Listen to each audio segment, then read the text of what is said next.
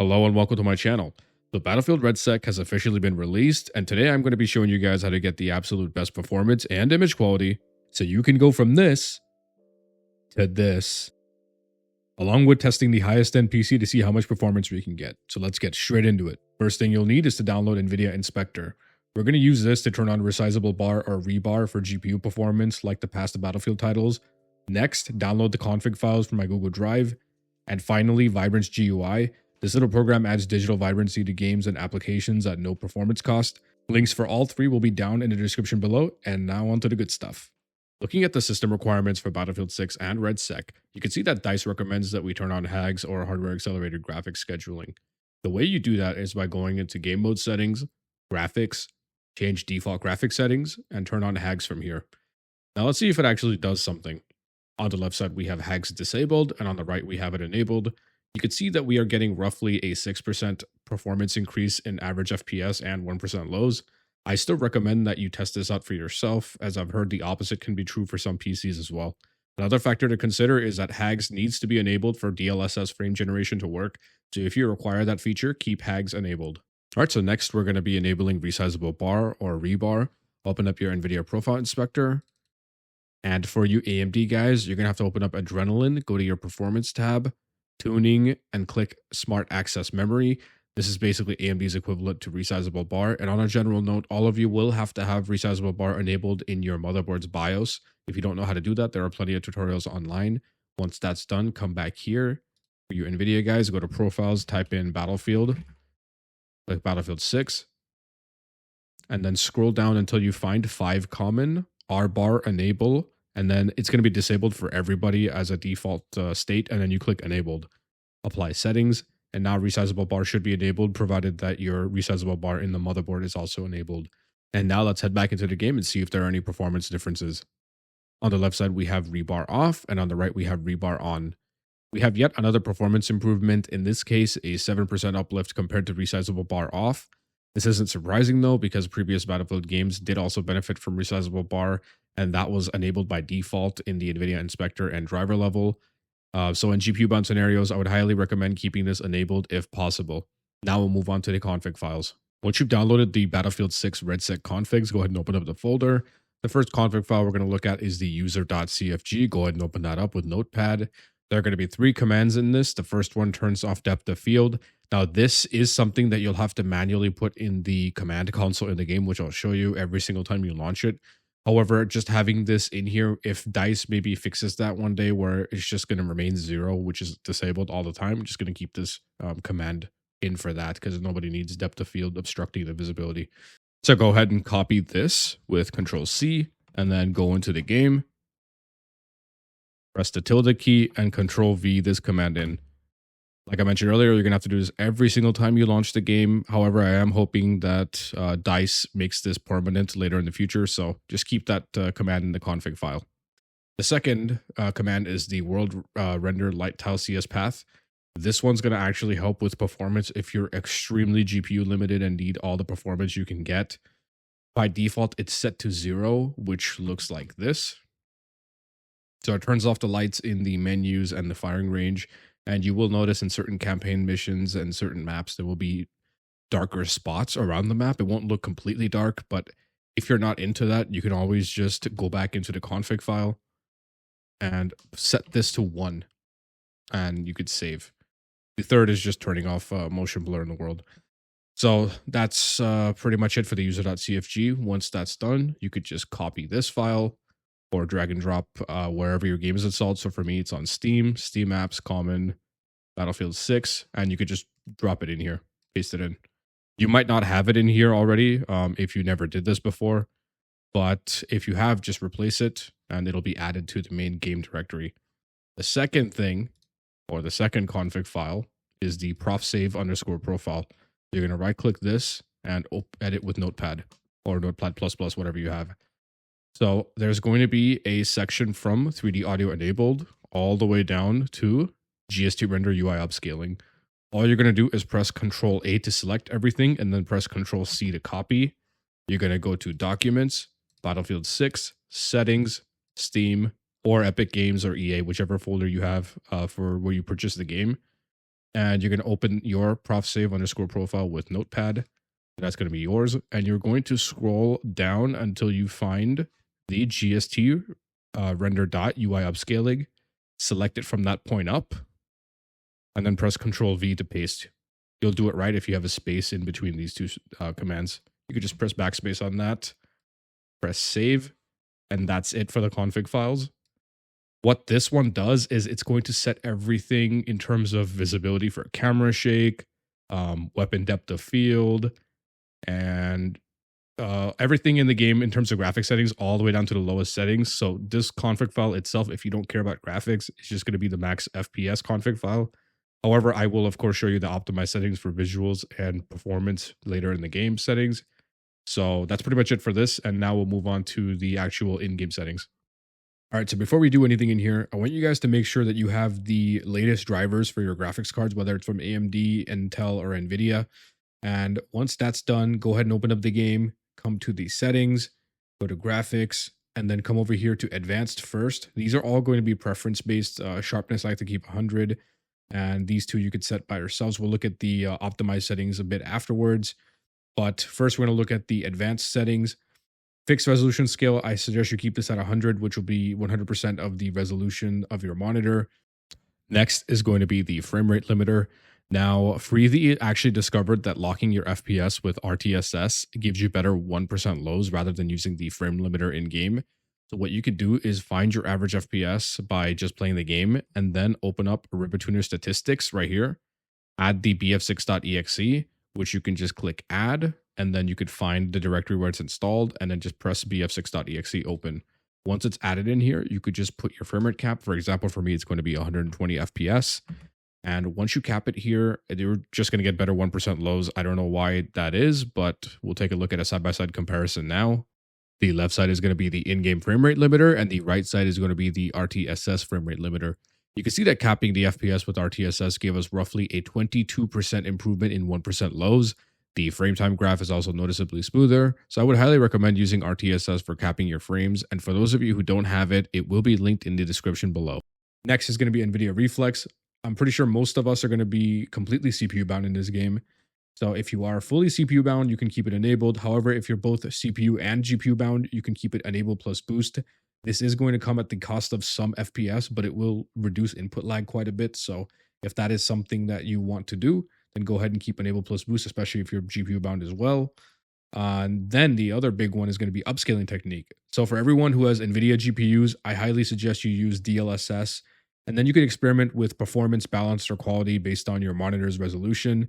I am on 1440p and I prefer playing with performance because it's the transformer model, which does look very good even at performance.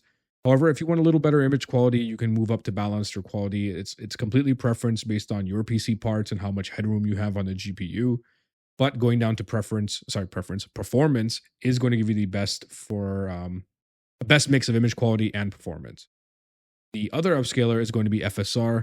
Now, I'm not sure if FSR 4 is in the game because I don't currently own an AMD GPU, but if it is, then of course, as an AMD user, you should use FSR 4 for the best image quality. Same thing applies here. Experiment with performance, balance, or quality based on your resolution. Next is going to be XeSS, and this is XeSS 2, by the way. So this does actually have pretty decent performance and image quality, so you can go through all of these different presets for upscale quality. Again, based on your resolution and your PC parts, however much performance you're getting. So I would highly suggest you guys go through all of these and see whichever one works best for you. And we are going to now look at the upscaler side by side so you could see the image quality and performance. All right, so I've laid out the upscalers, from the left being the native TAA, the next being DLSS 4 transformer model. After that is XeSS 2, and finally FSR 3.1. So in this game, all of the upscalers are implemented actually quite well. Most of them are up to date with the latest version. I can't test for FSR 4 because I don't have an AMD GPU, but these are up to date as far as Nvidia and XeSS goes. They look really good, even FSR 3.1, which is typically the weakest out of the bunch across a wide variety of games. These upscalers are implemented quite well, and you can see that it looks pretty decent, even zoomed in this much at 720p, which is the performance mode. Especially compared to native 1440p all the way on the left with TAA. Now, TAA is going to have a bit of ghosting because of the temporal, nature of TAA. So I highly recommend for Nvidia guys to use DLSS 4 if possible. And for anyone else on Intel and AMD, of course, use XeSS and FSR. And for older Nvidia GPUs, I do suggest using FSR 3.1 if you're really struggling to get performance on 20 or 30 series graphics cards. So yeah, these are all very good. And now we're going to move on to the optimized settings. So let's head back into the game. Here we are back in the game, and we're going to go to the graphics quality settings. And in here are going to be the optimized settings I was talking about earlier. You guys can go ahead and copy this. This is going to be a good balance of visuals and performance. I've made it this way because I looked around Reddit and YouTube, and I found a good mix of settings across a wide variety of data. And this would be the absolute best for, again, visual and performance balance. The game actually doesn't look too terrible, even at the lowest settings. So if you do need all the performance you can get, by all means, set it to the lowest graphics, and it still looks really nice. They made the scaling a bit pleasant, I would say, because a lot of other games look terrible. Like COD with the config files and everything set to low looks terrible. But this is much better than that. Of course, you're free to tinker with all of these as you wish. You could mix and match whatever you need for your PC. So yeah, go ahead and copy this, and that's going to be it for the optimized settings. And now I'm going to show you what they look like side by side with default settings on the RTX 4060 and 5090 PC, so you could see how the performance scales on two different PCs.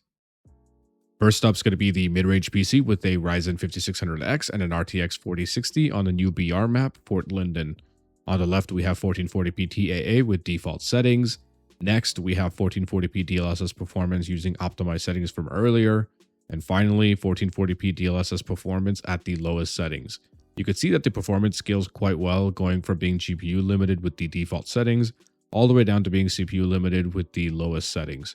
The CPU is going to be the limiting factor for a lot of people, especially if you are playing at lower resolutions, so feel free to use the optimized settings if you do have the extra GPU power to spare. Otherwise, stick to the lowest settings with the upscaler of your choice for the highest performance. Next, let's take a look at the Ryzen 9800X 3D and RTX 5090 PC. We can see that the performance scales even better on a higher end CPU, as is to be expected. However, you will still be heavily CPU bottlenecked, and if you're aiming for a very high refresh rates like 360Hz and 500Hz, you will have to use frame generation to hit those kinds of numbers. And from my testing, using FrameGen 2X only adds about 2 to 4 milliseconds of PC latency, which I did measure by using Nvidia FrameView. In my opinion, it's very playable since the base frame rate is already very high, especially if you play casually but prefer to utilize your monitor's max refresh rate. And for those of you who have similar parts or even the exact same parts, if you're not getting the kind of performance I'm showing you on screen right now and you do require PC tuning services, you could hit me up on Discord. The tag is going to be on screen right now. We'll go over your CPU, your RAM, your GPU, the BIOS, Windows deep loading, go over undervolting and overclocking to get you more performance in Battlefield 6, Marvel Rivals, Black Ops 7, whatever game you're playing. And this also goes out to anyone with any PC or laptop. If you need help stabilizing your PC by undervolting, or you just want more performance by overclocking, again, hit me up on Discord and I'll get you sorted out. And now we're going to move on to VibranceGUI and I'll show you what that does in game. All right, so if you did download VibranceGUI, go ahead and double click to open it up. It's just going to be this one exe, so you could put this on any drive and kind of forget about it once we're done setting it up here. And when we do set it up, you're going to want to make sure that auto start VibranceGUI is checked, affect primary monitor is checked, and never change resolutions is checked. So basically what this little program does is it adds digital vibrance to any application that you choose or game. And instead of having to go into the NVIDIA control panel, which is what a lot of people do, and then adjust desktop color settings and putting digital vibrance to 100 or whatever your preference is, this is kind of bad because it makes your entire Windows oversaturated, and you'd have to turn it on and off every single time that you wanted extra color saturation. But now you have this little program you could use. You could add any game or application you want in here, and basically you could just adjust the color on a per game basis now, which is pretty genius. And I do just prefer adding like 10% more color to Battlefield 6. It's already a pretty good looking game. Other stuff, maybe like Call of Duty, which is pretty bland looking, you could add more saturation to, it helps with visibility, especially for me. So the way you do it is you could launch Battlefield 6 and add it here. The process bf6.exe will be in here. or you could add it manually by clicking add manually, and then find out where the find where your game is installed essentially. So mine's in Steam again, Battlefield 6, and then you can bf6.exe, press open, and it'll be right here. So because we have auto start on, every time you turn on your PC, it's going to be in your tray like this. So you actually don't have to do anything. It's just going to be there all the time. And once you set it, whatever your preference is for vibrance level in here, it's done, right? Until you want to add another game, or you can manually close it and open it again if you'd like. But it's a great little tool. And now I'll show you what it looks like side by side, so you can see if it's for you or not. On the left side, we have VibranceGUI set to off, and on the right, we have VibranceGUI set to on with 70% digital vibrance. You can see that the game looks much more colorful and everything just pops. Now, I would not take this up to 100% because it would look kind of, I don't know, oversaturated, especially for a Battlefield game. But adding a 10 to 20% or whatever your preference is based on your monitor's color gamut does help the game look a bit better, in my opinion, with the colors popping. It's a lot more appealing. It does help with contrasting and visibility a little bit because this game does have visibility issues at the moment on some maps. So I just thought I'd show you guys this because it is a lightweight little program. It's free and it does not have any performance costs like Nvidia filters, which I think those are not working anyway. But yeah, if you just want to add color, then use VibranceGUI. It very noticeably makes the game look more appealing, at least in my opinion. I know that's highly subjective, but again, it's a free tool if you want to use it. So there you go. And yeah, that's going to do it for this video. I hope this guide was useful for you. And if it was, let me know down in the comment section below. You could also help me out by hitting that like button and subscribe so you don't miss more guides like these, especially for Arc Raiders and Black Ops 7 coming soon. I'll see you in the next one.